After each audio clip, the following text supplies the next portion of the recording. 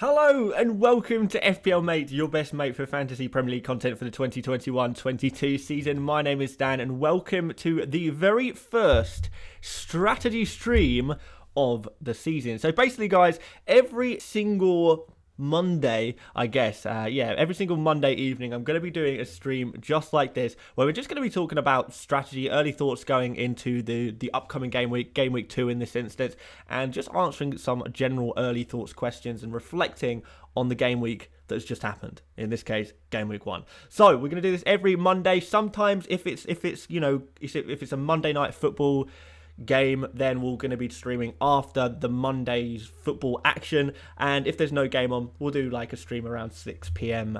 In the UK every time. So hopefully guys, that's going to work with your schedules. Hopefully you're going to be able to catch it up. If you can't watch these videos live, that's no problem. Those of you who are watching this as a replay, guys, thank you for watching this stream as a replay as well. You guys are a big gang as well. I can see the chat is popping off already, so a lot of you guys clearly very excited about the first game week. Lots of people sharing their scores, guys. As you guys may have known, quite a good game week for me. Pretty good game week indeed. 115 points, which gives me an overall rank of 14,000th in the world, which is honestly just incredible. It's so nice when all of your research that you do all over the summer, it comes up trumps and actually all works out really well. Because you guys will know, if you've been watching my videos over the summer, so much research every single day has gone into this game week 1 team to try and get this game week 1 team perfect as it possibly can be. And to get 115 points with no chips used is just incredible. Pretty much, and not everyone, but the vast majority of people ranked above me have already used at least one of their chips. Have already used their triple captains, their bench boost. So those guys I'm like really close to, but they're actually at a disadvantage in the long term. So I'm actually in just such an amazing position, and I'm so happy. I really am so happy that everything has just come up really well, and having this team that has performed so well in game week 1 also takes the transfer pressure off me. We think about, we want to do some early wild cards. I think I want to do an early wild card. If your team is not going well right at the beginning, you panic. You think, I've got a wild card, I've got to get that good team now. I feel so lucky that I already have that good team, so I'm not even thinking about wild carding. I'm not even thinking about any transfers really. Honestly, where do I go? Where do I go with transfers? I've already got a team that I'm so happy with. So, look, it's game week 1, obviously, but I couldn't wish for a greater start. What's important now is that I carry on with this consistency throughout the season, because one game week is not the be-all and end-all. So, but for now, I'm doing pretty much as well as I possibly can do for the first game week. So far, very good, and it's about continuing that now. And the great thing is if we have a really good start at the beginning of the season, it's so much easier to stay on top than it is to reach the top. So in that respect, this is a really good position to be in. Got a super chat already from Ollie Jacob Haug. Hopefully I'm pronouncing that right. He/she says, not often my 87 points was subpar. Yeah, really strange game week, right? A lot of the time, we're looking at like a 65 points is probably a good score on a normal game week. Those of you guys who haven't played a lot of FPL before, this is not normal. This to have a game week where everyone scores so highly. That's pretty abnormal. Usually the average points is gonna be around 45, 50 points. This time the average points was a lot higher than that, which means some people have got some monster scores, which you should absolutely be happy with. But it's really incredible to have such a nice start, because when all of these players are performing so well, and we accurately can predict who's playing well, home and away has come back into play this season. The big dogs are performing like big dogs, the small dogs are performing like small dogs. Arsenal, you're performing like small dogs because you are small dogs. I say that as an Arsenal fan. It just feels good. It really does feel good, and it gets us all excited to play FPL, because when FPL is just like a bunch of randomness, we saw a lot last season. Sometimes it just felt so random. Fixtures being cancelled, players getting COVID, way more injuries than ever before, way more penalties than ever before. Home and away no longer matters. Last season felt so random. It was quite demoralising at times because you felt like you were doing every single thing right, and it wouldn't always go 100% your way. Whereas this time so far, and look, I can't stress enough, this is only game week 1, but that doesn't mean we can't get a little bit excited about it. I think this is definitely cause to get excited, especially guys if you've been following along with my videos. I imagine a lot of you guys got some really, really nice scores as well, and I'm so happy for all of you guys. Like this is what it's all about. We wanna all do really well together, right?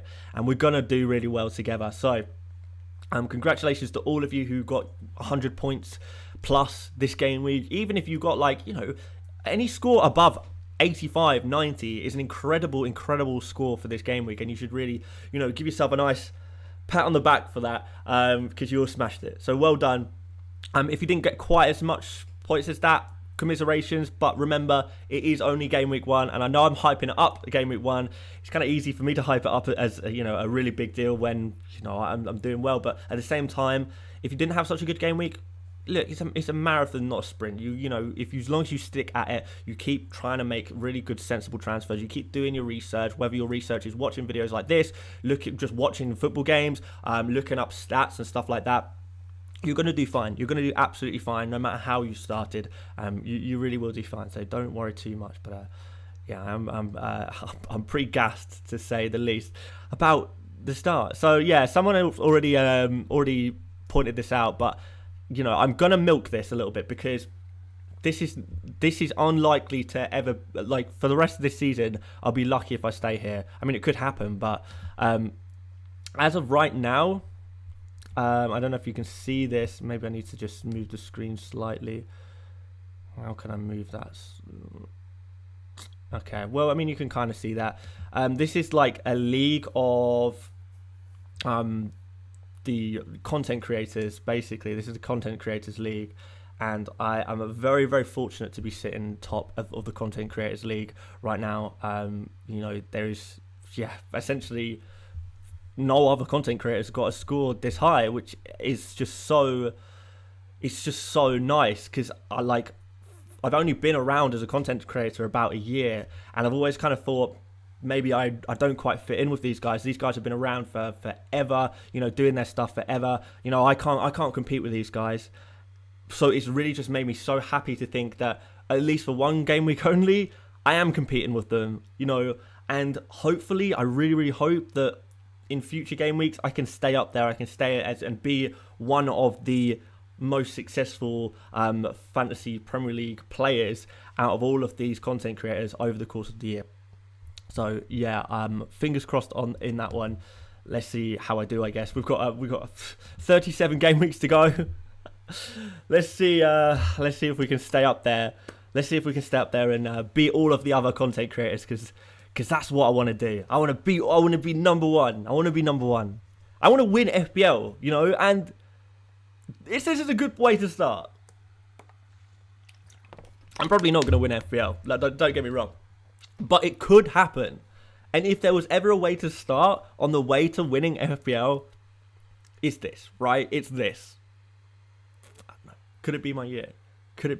I don't know. I think so. But let's enjoy it while it lasts, at least. Right, there we go.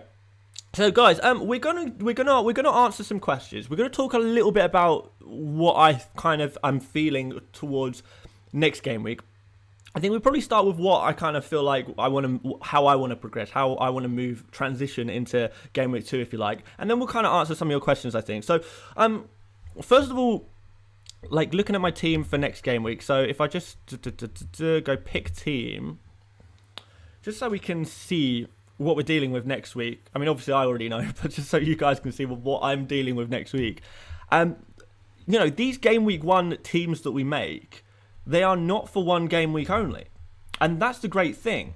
So because I got to choose, well, as we all of us got to choose whatever players we wanted to use in game week 1. Hopefully, we've all planned a little bit to make sure that our squad is a good team for multiple game weeks. Not just for Game Week 1, for Game Week 2, potentially Game Week 3 as well. And right now, looking at my team, there is not a single player I'm seeing on that pitch that I'm unhappy with. I don't know about you guys. Like, looking through that team, who are you looking at here and thinking, not sure about that one? I'm sure about all of them. Sanchez against Watford. Yes, Watford started off with a good start, but we know Brighton are a very good defensive team. They were unlucky to concede the goal in the way that they did concede that goal. Last game week against Burnley, on another day, it was a foul from Tarkowski on Maupay, and therefore the goal would have been disallowed, and there we have a Brighton clean sheet. On another day, that's what happens. So I don't think it's time to panic about Sanchez or Brighton's defence. Definitely not time to panic about that defence. So not going to panic there. So Sanchez straight away, happy with him against Watford. Yes, Watford did really well against Aston Villa. But maybe, as well as Watford did, I do think that was perhaps actually maybe Aston Villa showing a lot of cracks. I was going to say second season syndrome, but last season they probably overperformed a little bit. Like, did a lot better than perhaps their squad quality indicates, and therefore are they regressing to the mean right now? Quite possibly. Going back to how roughly they should be playing. I don't know, but maybe or there's that, and there's also the factor that they've got a whole bunch of new players. They've got to have time to gel. It's not going to happen overnight. So Aston Villa are a little bit of a worry right now, and quite honestly, I'm kind of glad I didn't go for multiple Aston Villa players right away. And the reason I didn't go for multiple Aston Villa players right away is because it's only their first three fixtures that look good. After that, it looks pretty. It doesn't look great. Let me just show you what I mean on Danny Ings. So you can see that obviously we had that first game against Watford, then we got Newcastle, and then we got Brentford, and then after that, not looking great. Chelsea, Everton, Man United, Tottenham, Wolves, Arsenal, West Ham. Not great fixtures. So that's the reason why I didn't triple up. Or double up or triple up on Aston Villa. It's just because it was only the first few games that really appealed to me. Plus, I was quite excited about Danny Ings. Obviously, Danny Ings may be quite lucky there with the last-minute penalty in the 97th minute. By the way, welcome Swam Hetet. Thank you for becoming a member indeed. So yeah, in terms of Sanchez against Watford, I think a very good chance of a clean sheet still. Going into defence, Trent Alexander-Arnold and Tsimikas. Yeah, against Burnley. Like I said, they were kind of lucky to get the goal that they did.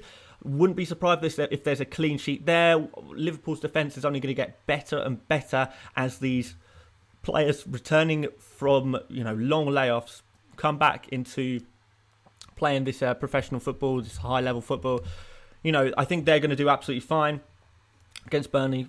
I'm not going to say they're definitely going to get a clean sheet, but there's a very good chance of a clean sheet there. We've got Shaw against Southampton. Yeah, be fairly confident of a clean sheet and potential attacking returns there as well. Abimanu Jogani, thank you very much for becoming a member of the channel. Really appreciate that, dude. Enjoy the emojis, and I'll look out for you guys' comments in the chat as well. And then we have the midfield. Bruno Fernandes against a weak-looking Southampton team. Amazing. Coming off the back of the scoring 3 goals. What can that do to a player's confidence? A lot. We've got Salah, red hot form in the first game. Not only, being very good with his shooting, but also being creative. He's up against Burnley. I really do think that there could be, another big score there. So that's why the captain's armband is on him for now still. We've got Greenwood. Likely to be playing as a striker again. I don't think Cavani's going to be ready. I don't think Martial is really going to play it as a striker. I don't think. Not ahead of Greenwood anyway. And Greenwood started off really well, scoring a goal, being very clinical as he always is. So he's going to be, scoring points again. We've got Benrahma and Antonio. Yes, against Leicester. Kind of a tricky game, I guess, but not tricky enough where I'd want to get rid of these players. Like Benrahma and Antonio had worldy game week ones, didn't they? Really, both with really, really nice scores. Both playing really well. Both clearly the best FPL assets in that West Ham team. Maybe you can add Jared Bowen to that, who did have some really nice chances there as well. But after Leicester, the West Ham boys, they've got Crystal Palace and then Southampton, so they've got some really nice fixtures thereafter. And honestly, After that, the fixtures are kind of mixed, but you wouldn't say they have a block of bad fixtures. So maybe we go down to one West Ham player rather than two West Ham players.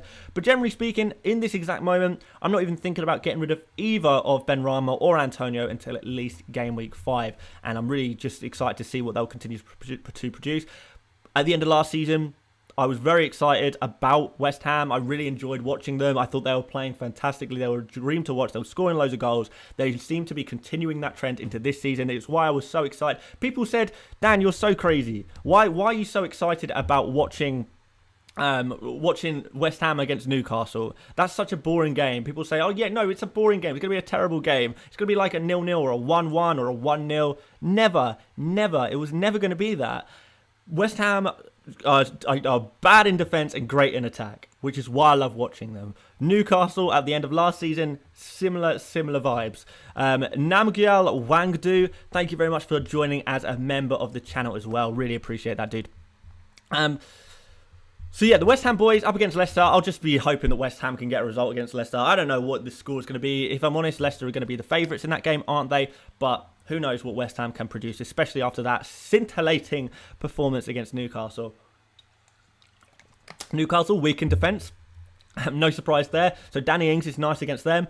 And Wilson against Aston Villa. Aston Villa looked pretty shaky in defence as well. And Wilson, amazing. Like watching that game, it was so obvious to me that Wilson was just a fantastic pick.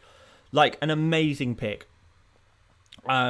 He is just the key to all Newcastle attacks. Maybe you can say Alan Saint-Maximin is a big part of Newcastle attack, but Wilson is the guy in the box constantly making runs, looking to get on the end of crosses, which is exactly what he did for his goal. He could have had another couple of goals that game, the way he was trying to get on the end of crosses. It was amazing. And really happy with that selection, which is why I picked him. Which is why I picked him in the first place, because I think he's fantastic. I really do. I'm a really big fan of Callum Wilson. I think he is a fantastic football player, a fantastic goal scorer. So yeah, he's going absolutely nowhere either. And you know what? It's quite nice to see that Aston Villa were quite shaky in that first game, because if I'm honest, when I was thinking about buying Wilson, putting Wilson in my initial Game Week 1 team, I was looking at the first fixture thinking, yeah, there's goals in that one. Then I was looking at Aston Villa, I thought, yeah, okay, maybe not so many goals in that one. And then Southampton, yes. Manchester United, no. And then after that, there are some nice fixtures in there, to be fair. But the Aston Villa fixture away is a fixture I was looking at with a little bit of concern, I guess, thinking, yeah, this could easily be a 2-pointer, I guess. But now, after seeing Aston Villa in that first game, again, I'm going to back Callum Wilson to score in this game. I really am. And then Southampton at home after that. Southampton making the long trip from the south coast to the northeast. That's going to be another big one for Callum Wilson, I think, with the St James's Park crowd behind him. So Callum Wilson again, excellent player. So yeah, basically the team is good. I'm going to roll my transfer. I'm 99% sure I'm not even going to make a single transfer. I like everything about my team right now, and so I should. You'd hope, after a game week 1 score of 115, you should kind of hope that you like your team, right? Even the guys who didn't score any points for me, Sanchez and Shaw, it's definitely not time to panic on them. When you spend so much time picking out players pre-season, you can't expect everything from them every single game week. And we were lucky enough that most other players did come through, but another game week, Sanchez gets a clean sheet. Another game week, Shaw doesn't get a yellow card and perhaps gets a clean sheet. Leeds is a tricky game, to be fair, and Manchester United, as you guys will well know, have some great fixtures coming up after Southampton as well. So Wolves away, very good chance for a clean sheet. Newcastle at home, very good chance for a clean sheet. West Ham, tricky one. Aston Villa, you say there's a good chance of a clean sheet. Everton, good chance of a clean sheet. And then, it gets a little bit trickier with this bank of fixtures between Game Week 8 and Game Week 11. And then maybe stretching up to 13 as well, when you consider Chelsea there. We will discuss this particular group of fixtures from Game Week 15 onwards. We'll discuss that at a later point, I'm sure. But yeah, when we get to that, it's gonna be Manchester United central in our FPL teams. I can tell you that for sure. For Luke Shaw. So there we go. Yeah, basically team is really good. I'm really happy with it, and yeah, not really changes that I want to make right now. Not really changes that I want to make. Like, obviously we've still got Ayling on the bench. He can come in at any point. He scored in the first game. He's going to have some good fixtures coming up. We've got Burnley away in Gameweek 3, which is going to be really nice to switch in for Tsimikas. Tsimikas is playing Chelsea in Gameweek 3. So Tsimikas will come out, Ayling will go in. And then after that, it kind of just depends on how long Robertson's out for. But Ayling is going to come into the main team after that. And by that point, it's kind of get to a point where I'm saying, well, where am I going to use my transfers? Where do they go? Well, who do I use a transfer on? I don't know. I made this team intentionally to be flexible, to not need to make transfers, to be able to be reactive with my transfers rather than proactive. Oh, Vishal Vats, thank you very much for becoming a member of the channel. Really, really appreciate that. But yeah, I made this team to be so I could be reactive, so I could just have a team that I'm happy with. But then if a really good player emerges, if we see some players that we've perhaps not seen a great deal of so far, or a player that emerges as a really good asset, I'm ready to jump to them immediately because I'm happy with the rest of my team, which I am for a little while. So there you go.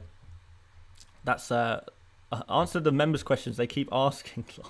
Yeah, they do. Yeah, no, sorry, I did. Yeah, I kind of did say earlier on in the stream that I did want to just talk about a little bit about what my plans are for the for Game Week 2 and kind of what I'm thinking for strategy before I start to answer some questions, and then obviously we'll answer some questions after that. So we will answer some questions in a minute, don't worry. We've got a super chat though, which I will answer from Chin Ann. It says, who would you transfer Gundo for, assuming he is out for the next game? The most obvious answer to me would be Mason Greenwood. He's still at 7.5, right? I don't think he's risen in price. I think he probably will rise in price, if I'm honest. In fact, I might actually get up a tab. Last season we did this. We kind of looked at the some of the price changes that were coming our way. We looked at that every Monday on stream, didn't we? So we'll do that again this season, I think. And we'll kind of have a look at who do we think is going to rise in price. So guys, if you haven't seen this before, I did explain it a little bit in the video I made yesterday. But this shows you who is going to rise in price. So we have a target here on the right. If the target reaches 100, that means that the player is going to rise in price overnight. And this website, by the way, is fplstatistics.co.uk. Is one of my, a website I use all the time for FPL. It's completely free. So fplstatistics.co.uk. I'm sure some of you guys will be able to memorize that. Yeah, if a player reaches 100 on the target, as Tsimikas has here, that means they're likely to rise in price overnight. So we know that Tsimikas tonight, it's very, very likely that he's going to go up to 4.1 million. So if you haven't bought him already and your budget is only 4 million, now would be the time to buy him. Not that I'm saying I'd recommend buying Tsimikas. You're arguably too late. I don't know how long he's actually going to be an option for. Could be another 2 game weeks, could be another 5 game weeks. It's difficult to say. But which is why I went on him in the first place, to be honest.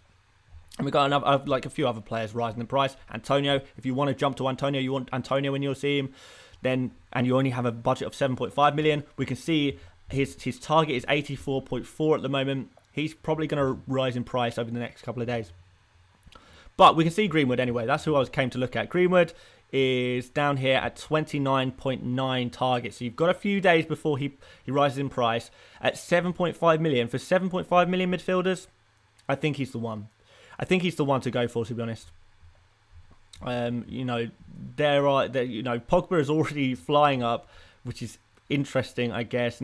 I wouldn't really recommend going to Pogba, if I'm completely honest. Then again, now he's 7.6. You probably can't afford him anyway if you're trading out Gundogan.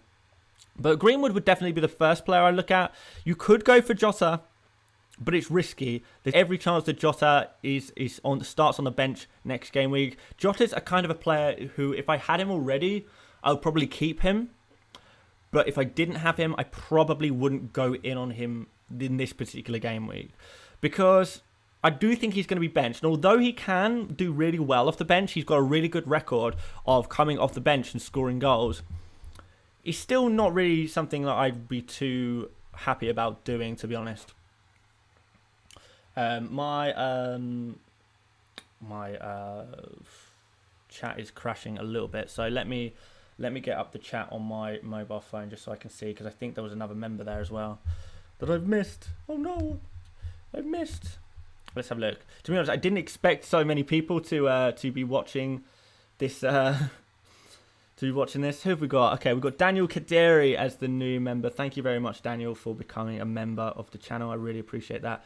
And let me very quickly put my mobile phone in front of me so I can see the chat there. That's better. Now I can see all your chats coming in. Much better, much better. So, okay, reply my super chat. Or did I miss another super chat as well? Let me have a look. It doesn't seem to say that I've missed any super chats. I got the one from Chin Ann, but there is none others that are coming on my screen yet. Perhaps it's still coming in. I think sometimes it can be a little bit laggy, the super chats coming in. They come in a little bit late, but I'll keep an eye out for it. Oh no, here it is. I found it. Okay, Indradeep Chowdhury says, I have Bruno, Son, Salah, Ings, Antonio, Simicaz and Barnes. Scored 108. I want to have a City player. What do I do? Suggest me, please. Do nothing. I know you might want to have a City player, but there isn't really a solution on that one. And this is something I've kind of wrestled with myself. You've already said you've scored 108 points. So we know already from that you've got a really good team. Same as me. You've got a really good team. You should just kind of be happy with that. Don't force yourself, I guess, to like try and crowbar some kind of City player into your team. It doesn't necessarily work. You're saying my audio's out of sync. Let me see if I can fix that quickly. I doubt I will be able to, but is that synced up now? Maybe. I don't know. Like I said, my computer's really bad. I'm trying to get a new computer, but there's no CPUs on the market, so it's really hard to get a new computer at the moment. Which is something I'd wanted to buy for so long, but it's really difficult to buy computers at the moment. So yeah, I'll fix it as soon as I can, but it's not the easiest time to be buying. The market is not great for buying a new PC at the moment, but yeah, I'll try and sort it out as soon as possible, but we'll see. But yeah, but going back to City players, like, who do you go for? Who do you go for? So if I go on stats and we'll just look at some City players, because the team that you've kind of laid out is pretty template. So I mean, what we really want is City attackers, right? So who would you be looking at? Gundogan seems to have broken his collarbone, so I doubt he's going to be available, and he's 7.5 million. We've got Mahrez, he's kind of likely to play. Had one big chance, I guess, maybe two big chances in that game to score, but didn't take him, unfortunately. Sterling, I'm looking through these players, and the prices that they are, it seems a bit mad to change your whole team to get them, because you are talking about taking out a Bruno Fernandes, really, or a Salah to get some of these players. And is that something you really, really want to do? I mean, maybe you go for a Son. Maybe you can transfer out a Son and bring in like a Mahrez potentially if you really wanted to be aggressive and attack that. But I mean, I don't know. Spurs are playing against Wolves, so that's not even a bad fixture. It doesn't make that much sense to me to go for a Man City player if you don't have one already. If you have them already, great, fantastic, keep them. By all means, keep them.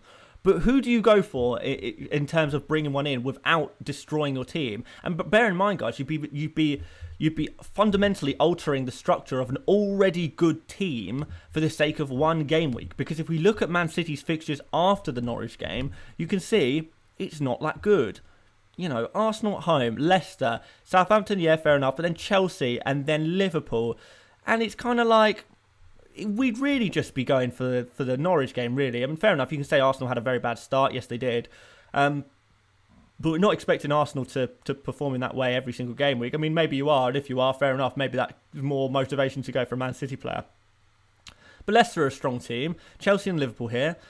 We're going for Man City players for one game week. Is that worth bringing in a player for one game week? Really?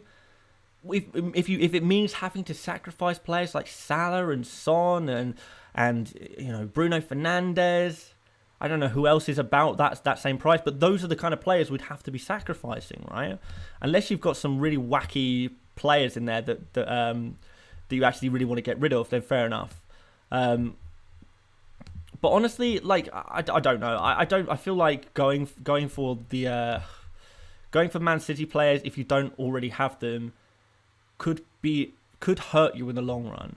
Chris Freddy here says, it's so nice listening to your strategies and advice this year, knowing why I agree with you. You taught us well, mate. Thank you very much, Chris Freddy. Nice to see you back for another season. But yeah, no, look, the Man City players are good. And if you pick the right one, then you are going to have a very good score in Game Week 2. There is going to be one Man City player, whether that's Mahrez, Sterling, KDB, Torres. I can go on and on because they've got so many great attacking, Grealish. They've got so many good attacking players. One of them is probably going to score a nice, 10-plus pointer. Maybe even two of them score a nice 10-plus pointer. But one, you're banking on getting the right one. What if you pick the wrong one and they only get an assist or something like that? You might say, oh, yeah, an assist is pretty good. I'm happy with an assist. I got a nice 5 points, 6 points, something like that. I'm happy with my score. But even the player who scores the most, whoever that might be, maybe Mahrez gets 2 goals, nice, like a 14-point score or something like that in the game, or 15 points, something like that, and you're really happy with 15-point score from Riyad Mahrez. Who's to say that Mo Salah can't do that against Burnley? Who's to say that Heung-min Son can't do that against Wolves? Is it Wolves that they play? I think so. I don't know. I can't remember now. Let's double check. Who did Spurs play? See, I should memorise this. But who's to say that Bruno Fernandes or Jadon Sancho can't do that against Southampton? Yes, Spurs do play Wolves. But do you kind of get where I'm coming from here? You can change your team up, but can you say, hand on heart, that the player that you're bringing in even against Norwich is a much better option than the player that you're removing, right? That's all I'm kind of trying to say here. Even Kevin De Bruyne, who, I would love to have Kevin De Bruyne in for that game against Norwich. I would love that. But who am I taking out? I'm not going to take Salah out. I'm not going to take Bruno Fernandes out. Then that's kind of it. Those are your choices. If you want KDB in your team, you're going to have to remove Salah or Bruno Fernandes, and that's not something that any of us are going to do, right? Thanks for the super chat, Billy Fiddler. You're coming in with your regular 79p. You just come in every other chat of every other stream and throw me 79 pence. I really appreciate it too. Thank you. ESC Westgard says, your opinion about Lucas Moura, target to Reguilon.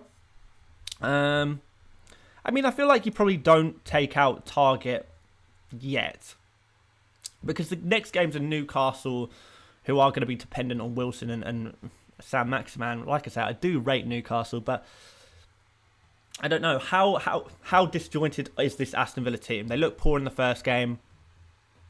Are they going to continue to be poor? It's difficult to say.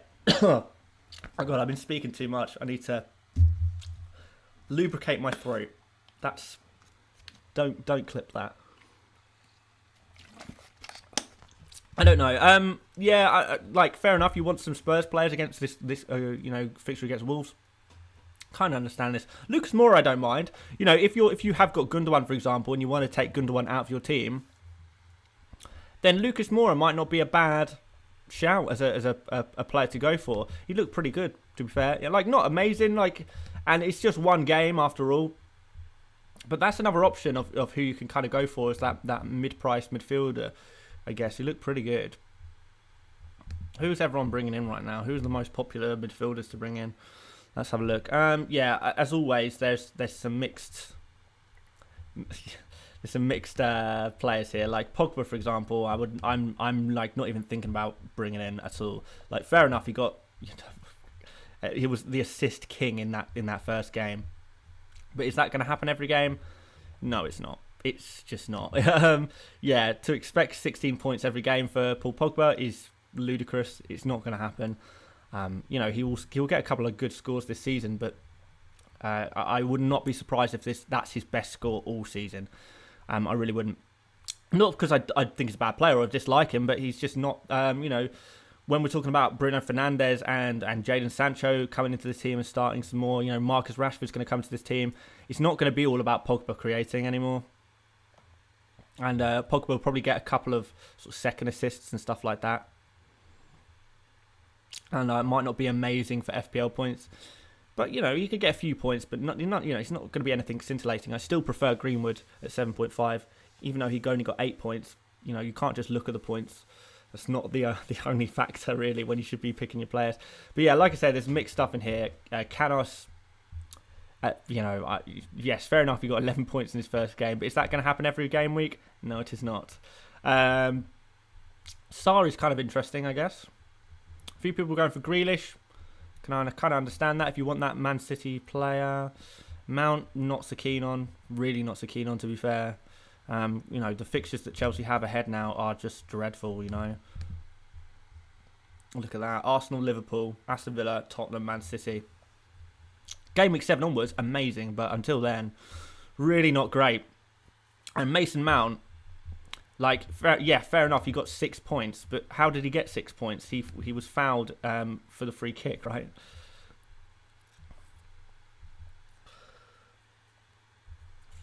So there's a few midfield options, I guess, but don't just look at points is all I'm going to say. And I'm going to try and help you out with some videos this week, to be fair, on transfers and stuff. Wow, 14,000 people have transferred in Gundogan already. That's a lot. Lucas Moura, like I say, looked pretty good. Harvey Barnes, I don't think it's panic time yet. Keep him in your team. To be fair, there's not really any players that I think it's panic time. You have to get out your team yet. If you identified them at the beginning of the season as great picks, then do you really think they're suddenly bad picks now? Which Spurs defender? I guess Reguilon is the obvious choice for a Spurs defender, right? But who else do they have? Well, I mean, Dyer and Sanchez, who knows if they're going to keep their places. Tanganga is probably not going to keep his place. He might keep his place, but he's not going to be playing every single game, which is the same with Dyer and Sanchez in defence. So, yeah, Reguilon, 5 million. It's not a bad price for him, to be fair. Last season, he was 5.5, and a lot of us were kind of talking him up at 5.5. So, to get him for 5 million, that's not too bad at all. Next few fixtures, very nice. If you want that Spurs defender, that's the way you want to go, then Reguilon could be a very, very good pick.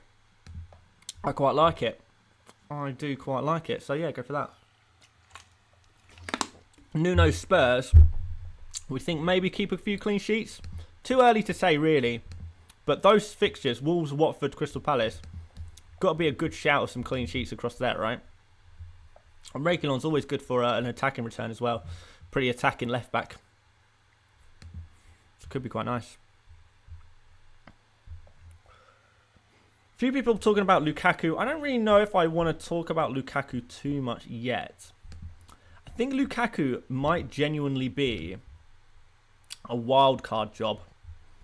Because let's go to Lukaku now. Wow, loads of people transferring him in already. People going mad for him. Oh, by the way, guys, if you're watching this video and you're thinking about transferring in Marcus Alonso, don't. Just trust me. I'll explain tomorrow. I'll explain tomorrow on the buy, sell, keep, avoid video. But don't. Okay. So looking at Chelsea and looking at Lukaku, like I say, game week 7 onwards is where which is really like scintillating stuff. Really amazing fixtures, right? Are we going to give Lukaku maybe a game to readjust back to the Premier League? Does he even need that time because he's played so much in the Premier League in his career already? He's only been gone for a couple of years, so does he need it? Is he going to come straight back into the team? Do you think maybe it's going to be Timo Werner starting in game week 2, and then Lukaku maybe comes off the bench for his first bit of action, and then his first start maybe game week 3? I think it's still slightly too soon to be bringing in Lukaku, in my opinion. I mean, unless you're just really excited about it. If you're a Chelsea fan, for example, and you're really hyped about Lukaku signing, which is completely understandable, then yeah, enjoy FPL. And FPL is not just about making sensible decisions all the time. That's boring, right? So yeah, if you fancy going for Lukaku, you just want to see what happens, then yeah, why not? At the end of the day, if you make that daring move, then that's going to be pretty good. The difficulty is, again, the situation is, who do we take out? If you want Lukaku in your team, 11.5 million, we're going to have to take out a big player. We're going to have to take out really, again, it's Salah or Bruno Fernandes. We're going to have to take them out. So let's just see in my team, for example, what you could potentially do, I guess,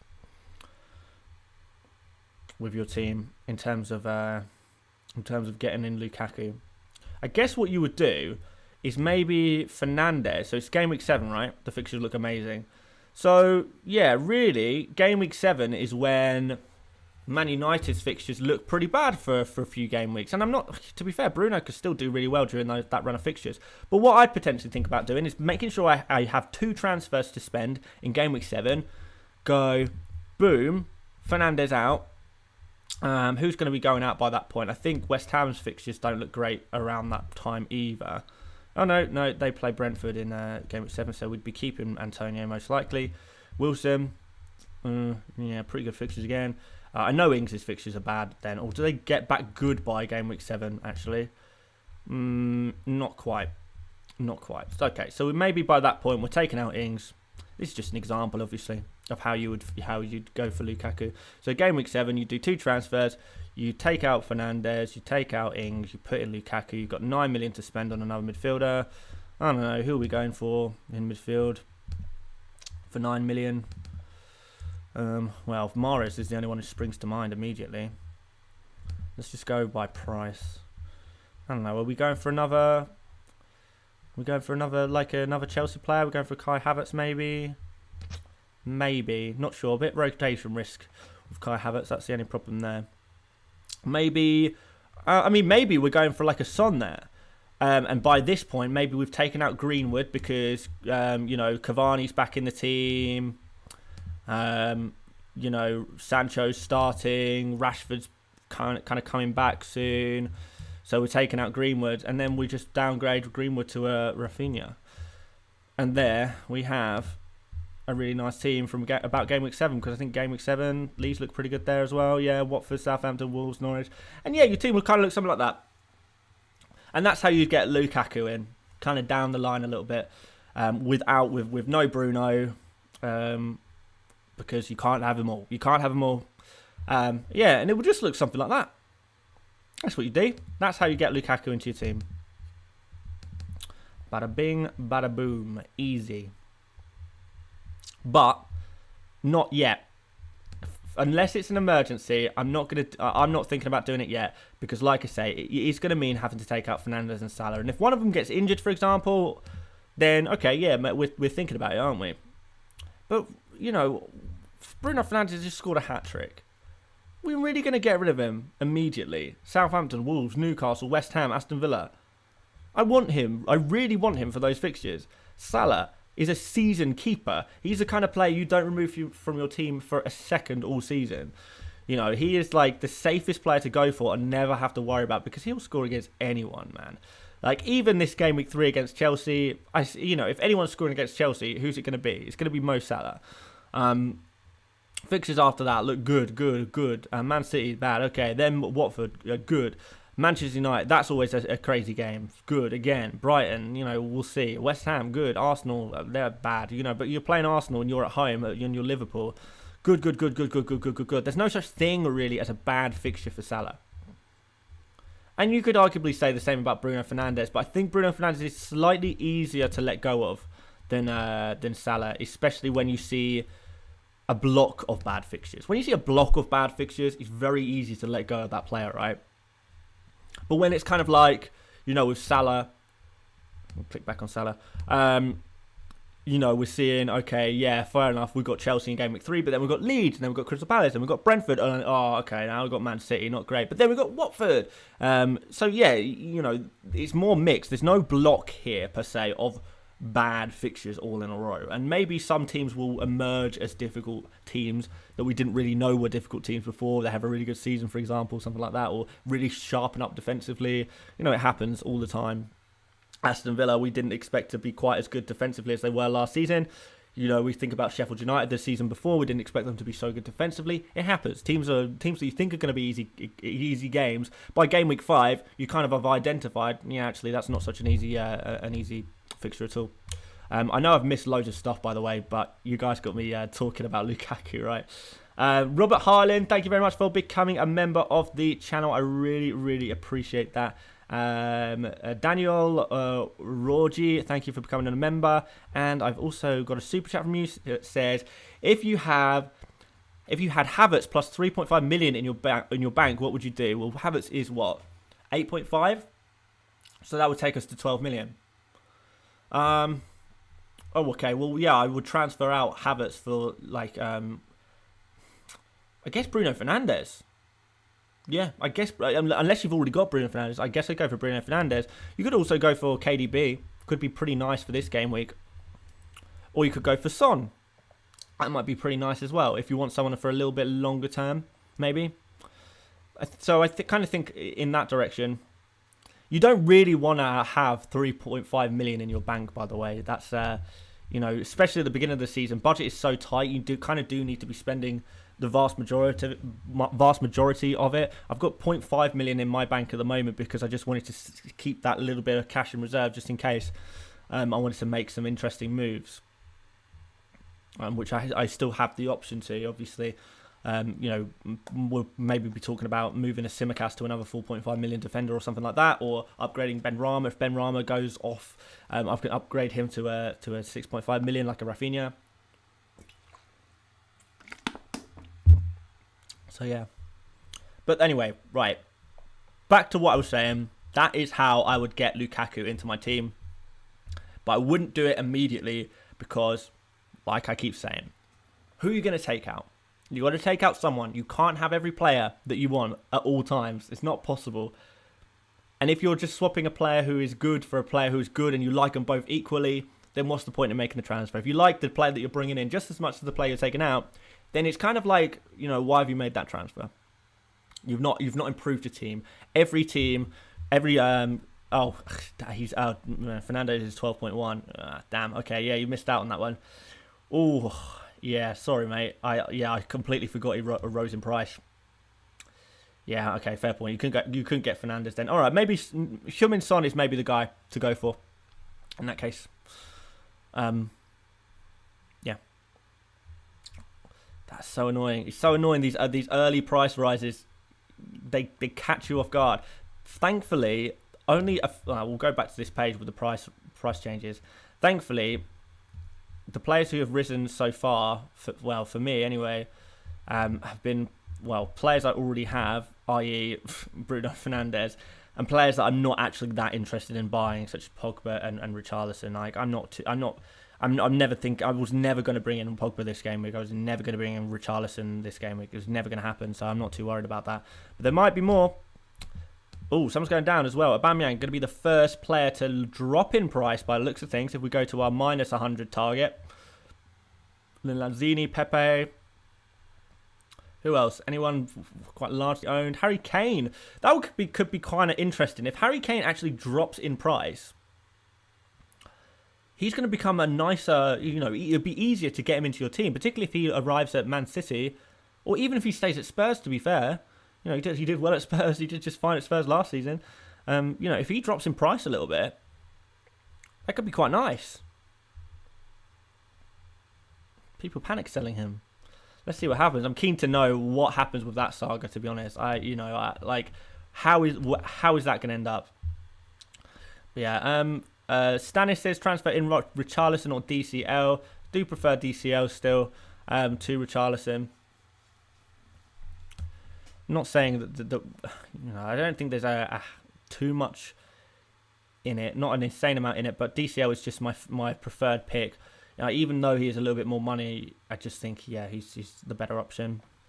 Shows more consistency. He will get more goals than Richarlison over the course of the season, and goals is what gets strikers their bonus points. So, yeah. People talking about getting rid of Man City players in the chat. I can see. Don't even think about it. Don't even think about removing Man City players when they're about to play Norwich. Just keep them, unless it's like Gundogan who's injured, or assuming he is injured. There's no reason to take him out. Could go Trent and Antonio for Lukaku and defender, but do you really want to take out Trent? Like, how? Trent is another one of those players who is just a season keeper. Let's have a look. Let's see how that would work. So, is this even possible? Oh, it is. Yeah, so you could go for a 4.5 million defender there, but that would just be such a weak defense. It really would be a horribly weak defense. I think you've got to have, Alexander-Arnold. I would rather have in my team. I'd rather keep Alexander-Arnold and Ings than Lukaku and a 4.5 million defender. Even right now. But I mean, obviously, guys, if this is what you want to do, then you really want Lukaku in that bad. Then who am I to say don't do it? Why not? A few people are saying what to do about Barnes. I don't think it's time to panic about Barnes yet. You can keep Barnes in your team. He's a decent enough player, and he'll be doing fine in no time. He just needs a little bit of time. He didn't start the season at 100% fitness really. He's kind of been rushed back into the team a little bit just because there's not really many options at Leicester for left wing, or wing in general, to be fair. Janigna 77, thank you very much for becoming a member of the channel. Really appreciate that. Brownhill not nailed, it seems, right? I mean, yeah, potentially. I really thought he was nailed. Judging by last season, he would be nailed, but yeah, didn't start the first game. Let's see what happens next game. It could just be been a one-off game. Try not to derive too much from one game week. One game week of data is kind of useful, but it's not like everything. A lot of people asking about taking minuses. I don't think you need to panic about that necessarily. It depends on your situation. If your team really is that bad, and you've just realised, you've come to the conclusion of, oh my word, this team is, what have I done? This team is dreadful that I've picked. And maybe your first game week score was like 60 or something like that, and you're like, oh my god, I've had a nightmare.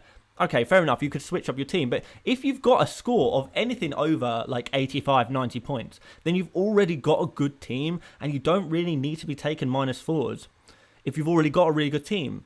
Now, yeah, it's a difficult question because people always ask me this: should I take a -4? And it's kind of like, well, to do what? There's really good -4s and there's really bad -4s. There's -4s where you're just transferring in a goalkeeper and a 4 million defender, and it's kind of like, well, what, you're not going to gain anything from that, really, not even in the medium term. Don't even bother. And then you've got -4s where, you've got a player one player injured, another player who, is just a really bad pick, and you just want to get rid of both of them. And the players you're going to bring in are like a Salah, who you intend to captain this week, and someone else pretty good as well. In which case, that would be a good -4. So it's different horses for different courses, really, and there's no one correct answer to that, really. So do you? I guess. I would try and avoid taking -4s in game week 2 or ahead of game week 2, because if you've done your research for your game week 1 team, have faith in it for more than one game week.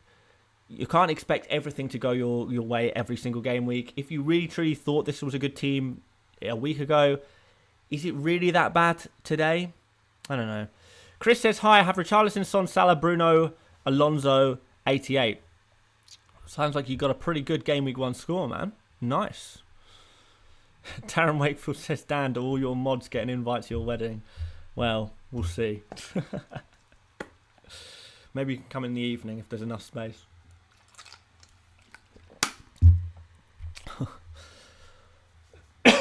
Right, my voice is killing me. We're not going to do too much more streaming because my voice is starting to go.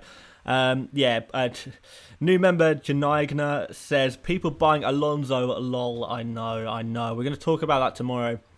Like I said earlier on in the stream, if you are watching this right now and you're thinking about buying Alonso, please trust me for now. Don't do it. I'm going to talk about it in great detail, or at least wait till tomorrow. Watch my video tomorrow where I'm going to be telling you why you should not buy Alonso. Aloysius says, is having a punt slot in your 11 a good idea? Well, I mean, yeah, kinda. My punt slot in my team was Callum Wilson. I say punt. It depends what you define as a punt. My punt was heavily researched. It was a lot of not just research, not just looking at stats. Also, watching the way this player plays and really loving that player. I really like Wilson. I really like him as an FPL asset, right? But he is a punt at the end of the day. Not many people went for him, particularly at the higher levels. The more experienced FPL players. Not a lot of people were going for Wilson. They really weren't. He was overlooked. It was overlooked time and time and again, and people were joking, everyone's overlooking Wilson. Well, okay, we'll stop overlooking Wilson then. If you're going to keep making, a meme out of the fact that you've overlooked Wilson, then maybe just buy him. And he comes in, Game Week 1, and he scores. Back him. If you think a player's going to do well, back him. And yeah, the same goes for punts. Have a slot in your team where if you on any given game week, you think a player is going to do really well, back him. Back him, bring him into your team. If you're confident, then go for it. It can pay massive dividends. And as long as the rest of your team is fairly safe, then what's really the worst that can happen? You get one slot in your team gets a 2-pointer. It's not the end of the world, really, is it? So yeah, punt away. As long as it's not coming at it's not distracting you from the rest of your team, and you are still making sure you keep tabs on the rest of your team and making sure the rest of your team's looking good and keeping up to date with the template and what have you. Go for a punt. Why not? Yeah, there we go. But guys, we are going to wrap things up because we've been going for almost an hour now.